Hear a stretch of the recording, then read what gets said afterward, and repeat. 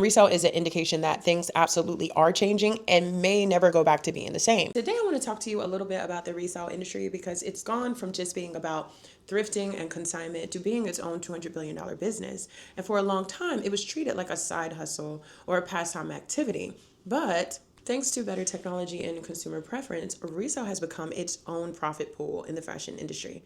Depending on which report that you're looking at, the global secondhand market is already a $200 million market, and it is set to grow to over $300 billion by 2029.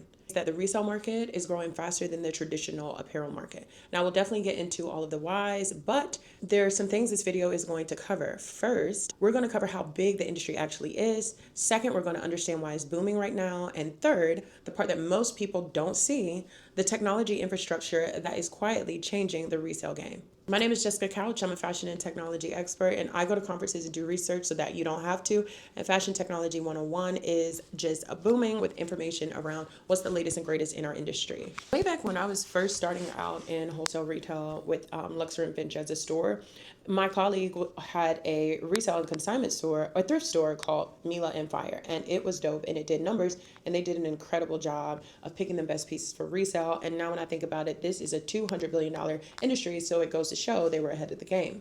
Because resale is no longer just a marketplace and it is a full technology stack with logistics and financial tools that reshapes how fashion circulates, I feel like it's worthy for us to talk about and do a video on.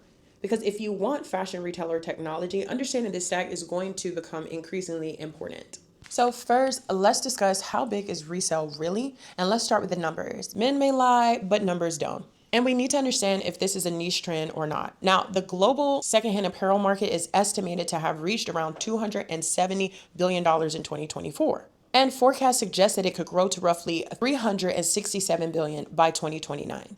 This means resale is growing about 2 to 3 times faster than the rest of the apparel industry. To put this in perspective, if traditional retail is jogging, resale is sprinting. In fact, resale is already becoming a meaningful percentage of the global consumption.